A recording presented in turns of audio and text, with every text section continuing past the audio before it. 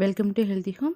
ఇవాళ మనం పాలను ఉపయోగించి పప్పుని ఎలా తయారు చేయాలో తెలుసుకుందాము. ముందుగా దీనికోసం మనం ఒక హాఫ్ కప్పు కందిపప్పుని తీసుకుందాము. ఇప్పుడు ఒక ప్రెషర్ కుక్కర్ని తీసుకొని ఇందులో ఈ పప్పుని యాడ్ చేసుకుందాం. ఇప్పుడు ఒక 2 టైమ్స్ వాటర్ వేసుకొని వాష్ చేసుకుందాం. నేను ఆల్రెడీ వాష్ చేశాను.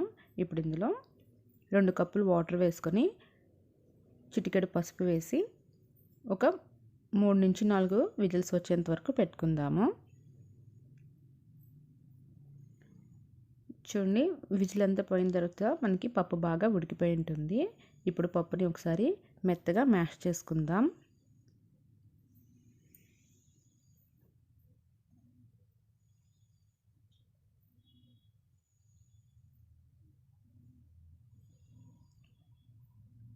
ఇలాగా మ్యాష్ చేసుకుని దీన్ని పక్కన పెట్టుకుందాము. ఇప్పుడు స్టవ్ వెలిగించి ఒక ప్యాన్ పెట్టుకుందాం. ఇప్పుడు ఇందులో 2 స్పూన్ల ఆయిల్ వేసుకుందాం. ఒక బటర్ క్యూబ్ని వేసుకుందాము. ఇప్పుడు ఇందులో కొద్దిగా దాల్చిన చెక్క, ఒక బిర్యానీ ఆకు, ఒక యాలక్కాయ వేసుకుందాము. తర్వాత ఇందులో హాఫ్ స్పూన్ జీలకర్ర వేసుకుందాం. ఒక 5 నుంచి 6 వెల్లుల్లి రెబ్బలు వేసుకుందాము. ఇలాగా కచ్చాపచ్చగా దంచుకొని వేసుకోవాలి. ఇవి కొద్దిగా వేగిన తర్వాత ఒక ఉల్లిపాయని సన్నగా కట్ చేసుకొని వేసుకోవాలి. ఇప్పుడు ఇందులోనే 4 పచ్చిమిర్చి, ఒక ఎండుమిర్చి వేసుకుందాం. స్పైసీ ఎక్కువ కావాలనుకునే వాళ్ళు మరికొన్ని పచ్చిమిర్చి యాడ్ చేసుకోవచ్చు. ఇది మనకి పచ్చివాసన పోయేంత వరకు వేగాలి.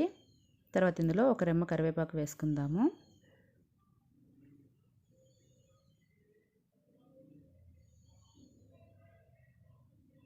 చూడండి, ఈ బాగా వేగిన తర్వాత మనం ముందుగా ఉడికించుకొని మ్యాష్ చేసుకున్నటువంటి పప్పును వేసుకుందాము.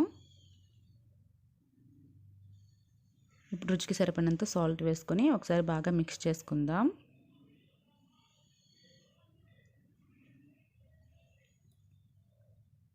ఇప్పుడు ఇందులో మరుగుతున్నటువంటి పాలు ఇదొక 1 కప్ వేసుకుందాము. పాలు అనేది కంపల్సరిగా మరగాలి, చల్లార్చిన పాలు వేయకూడదు. ఇప్పుడు ఒకసారి బాగా మిక్స్ చేసుకుందాం. ఈ పప్పు చాలా రుచిగా ఉంటుందండి. మీరు డెఫినెట్గా ట్రై చేయండి. ఇది చపాతీలోకైనా రైస్లోకైనా చాలా బాగుంటుంది. చివరిగా కొద్దిగా హాఫ్ స్పూన్ గరం మసాలా వేసుకుందాము. ఇప్పుడు ఒకసారి బాగా మిక్స్ చేసుకుందాం. ఇది మనకి 2 నుంచి 3 నిమిషాలు ఉడికితే సరిపోతుంది. దీన్ని ఒక బౌల్లోకి తీసుకుందాము. ఇప్పుడు దీనిపైన కొద్దిగా కొత్తిమీరని చల్లుకుందాము. ఇంతేనండి, పాలతో పప్పు. ఈ పప్పుని రైస్తో పాటు కొద్దిగా నెయ్యి వేసుకొని తీసుకున్నట్లయితే చాలా రుచిగా ఉంటుందండి. ఒకసారి ట్రై చేసి చూడండి.